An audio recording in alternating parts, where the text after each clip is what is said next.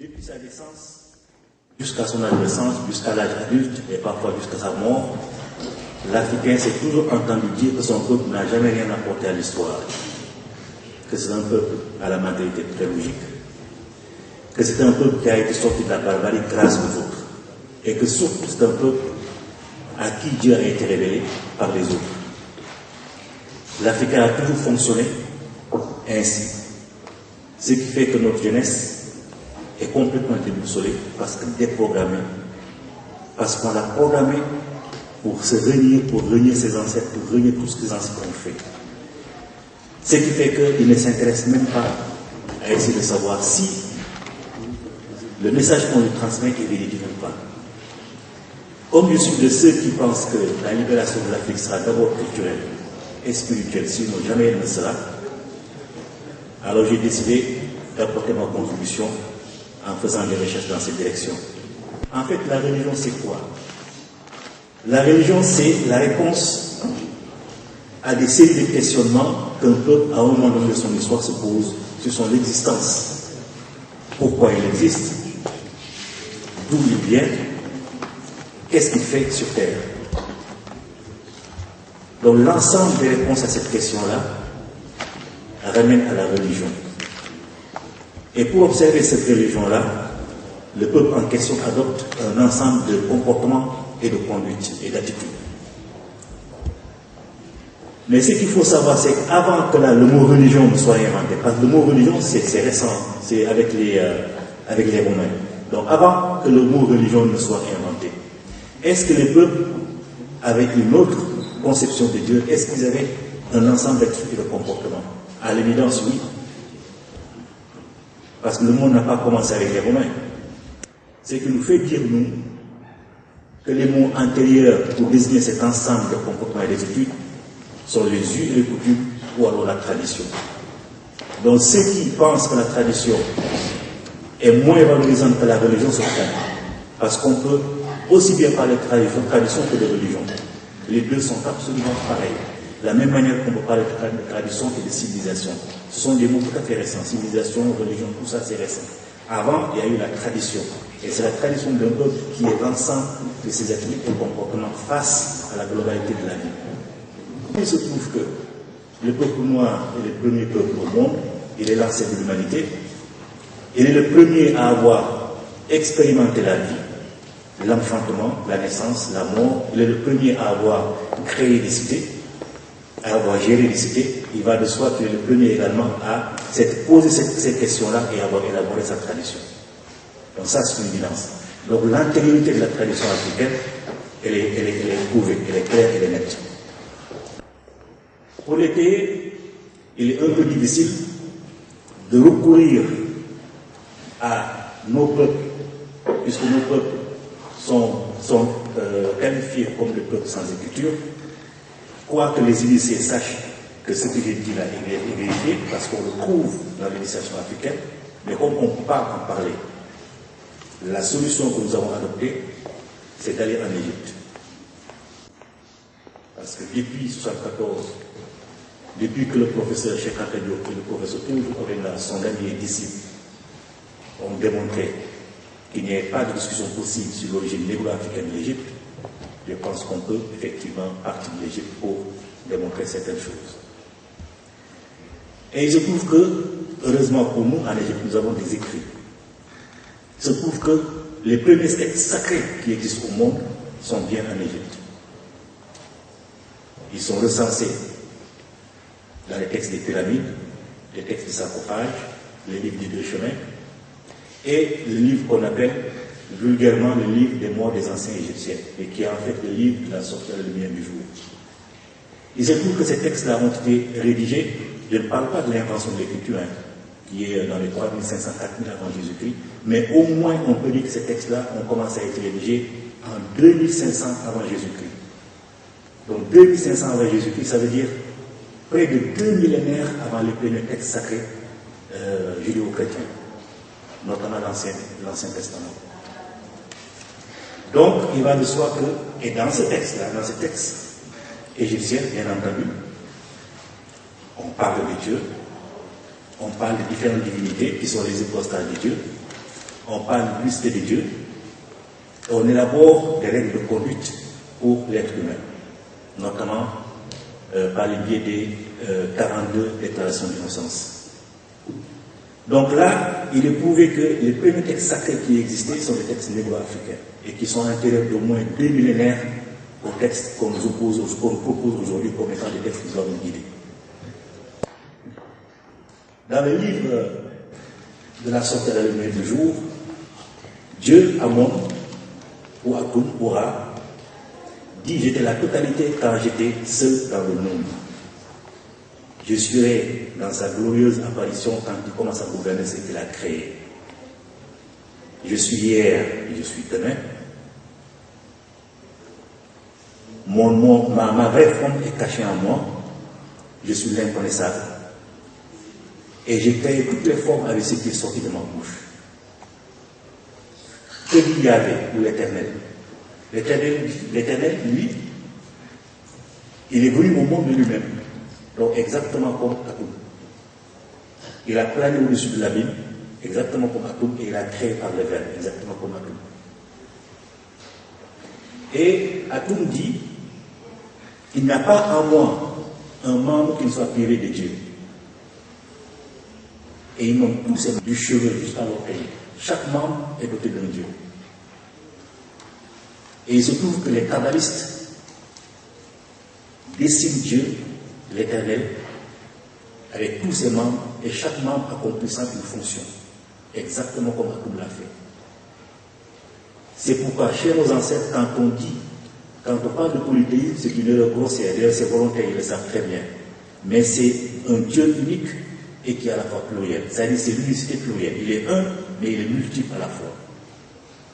Il est un, mais il a plusieurs fonctions, plusieurs noms dont chacun accomplit une fonction. Les musulmans ne sont pas trompés d'ailleurs, parce que les musulmans disent bien que Dieu a 100 noms. Et les 99 sont connus, il n'en existe qu'un seul qui soit inconnu, et que celui-là, effectivement, c'est qui détient la connaissance réelle. Donc eux reconnaissent volontiers que Dieu a 99 noms. Et quand un marabout travaille, il recourt à un de ces noms-là pour faire son travail. Chez nous, c'est pareil.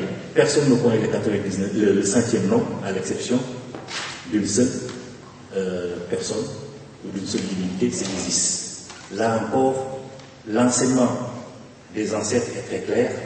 Isis seul a réussi à avoir le nom en piégeant son père. Le mythe, bon, il est grossi comme la plupart des mythes. Il a fabriqué un serpent qui a mordu son père. Elle a dit il peut sauver son père à condition qu'il lui avait son vrai nom. C'est ce qu'il a fait, donc il croyait le nom. Mais en fait, le rapprochement, ça veut dire simplement que la femme est le seul être au monde qui soit capable de renouveler les mystères de la création comme Dieu. Par l'enfantement et par la grossesse et par l'enfantement. C'est ça que le mythe veut dire. Et ça encore, on n'a pas le temps de rentrer dans le combat du féminisme, mais nos sœurs, nos mères, nos filles doivent savoir que elles ont perdu tous les droits qu'elles avaient avant parce que malheureusement leur compagnon de millions d'années s'est converti à une autre vision du monde qui est fondamentalement défavorable à leurs conditions.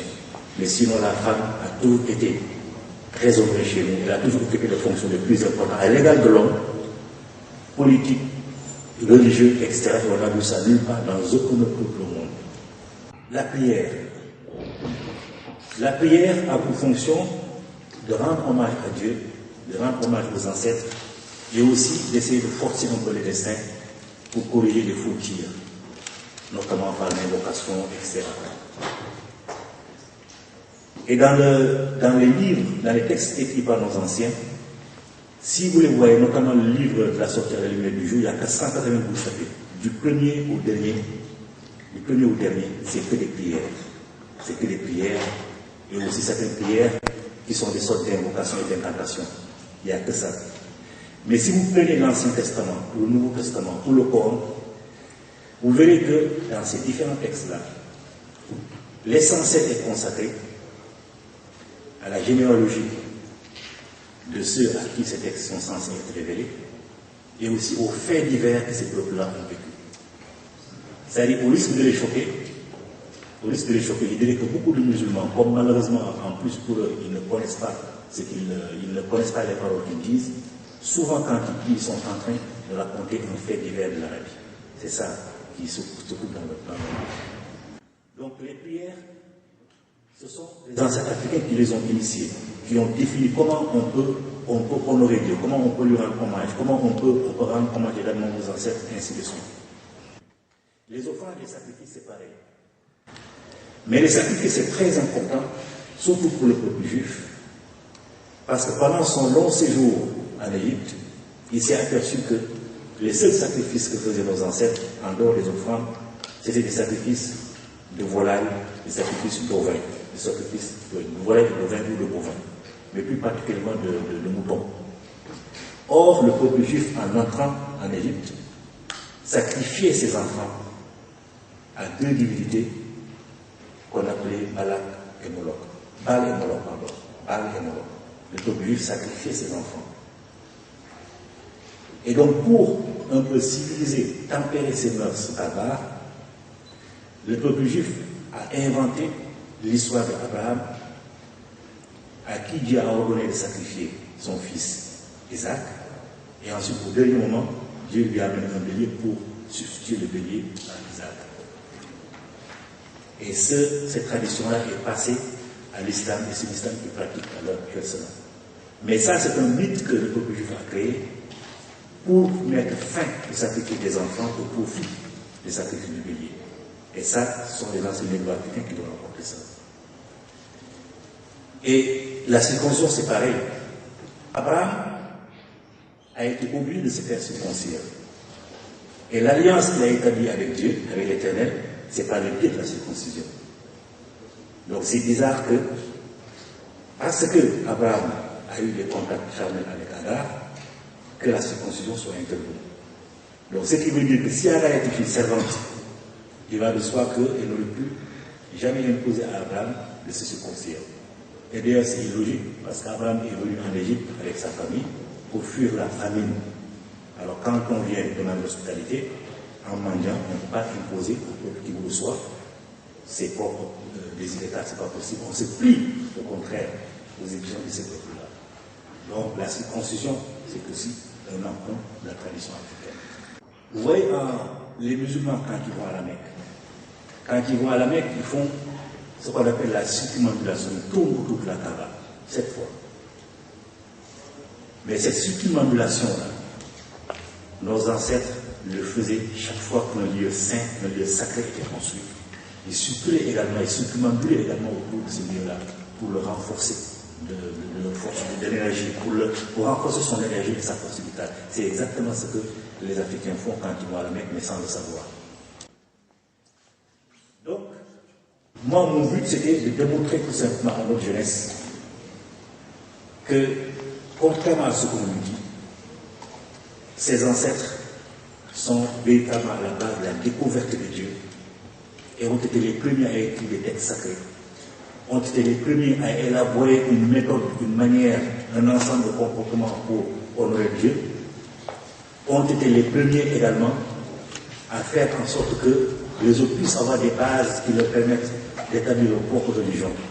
Et que par conséquent, ils ont l'original, qui n'ont pas besoin d'aller prendre des copies. Surtout que ces copies, on a vu ce que les autres en ont fait par la suite. Parce que le peuple hébreu a réécrit l'histoire, a réinventé la création du monde, au détriment, malheureusement, de la race noire. Vous connaissez tous l'histoire de Moïse, qui avait 3 enfants, Japheth, Sem et Cham. Et Noé, après le déluge, un certain déluge, d'ailleurs, si nous arrêtons légèrement à ces déluges-là, la Bible a donné suffisamment d'indications pour qu'on puisse calculer et déterminer la date de ce déluge-là. Il a eu lieu en 5500 et quelques et poussières après la création du monde par l'Éternel, et en 2400 comme ça, avant Jésus-Christ. Et on sait qu'à cette époque-là, les pharaons de la 3e à la 6e dynastie construisaient déjà des pyramides. Donc le déluge, même s'il a eu lieu, n'a jamais touché en tout cas le monde entier, puisque l'Égypte pharaonique était là, nette, et a continué ses œuvres, et continue de faire la migration du monde entier.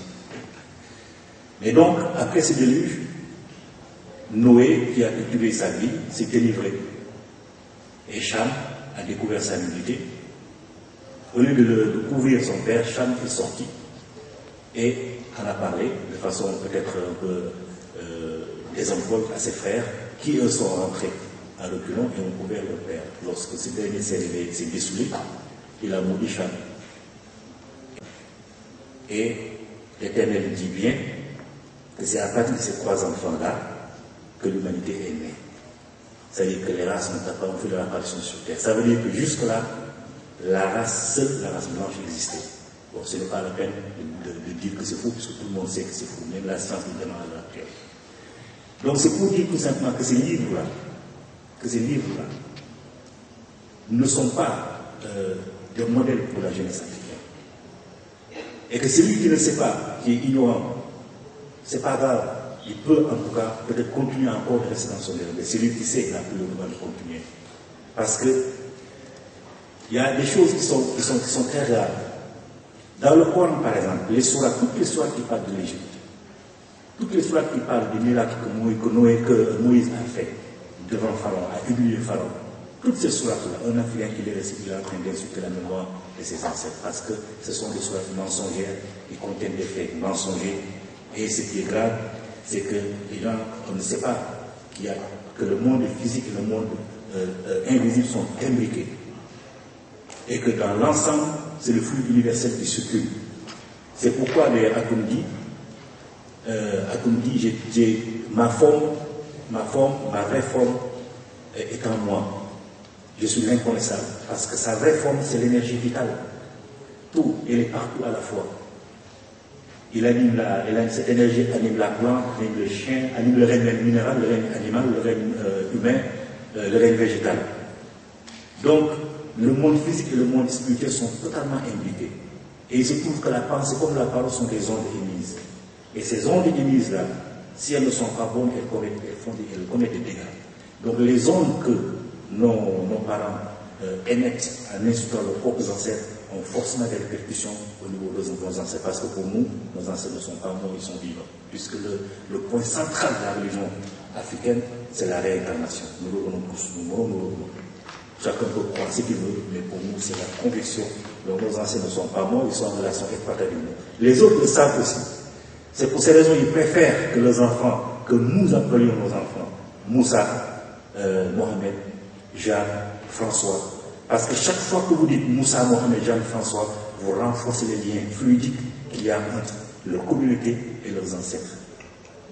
Et vous ne dites jamais les noms, Chaka, Soudata, Béanzin, jamais. Donc il n'y a aucun lien fluidique qui nous relie à nos ancêtres et qui leur permet de raisonner avec nous et par conséquent de nous guider un peu dans ce que nous faisons. Le problème de l'Afrique, il faut aussi le chercher dans cette direction-là. Nous n'avons aucun soutien de l'invisible. Nos ancêtres nous ont pardonné, ils sont généreux parce qu'ils ont besoin de nous aussi pour revenir. Il faut en sorte que nous restions quand même en vie. Ils vont nous aider, mais ils ne peuvent pas le faire de la manière qu'ils pourraient le faire réellement si nous les honorions comme nos ancêtres le faisaient à l'époque.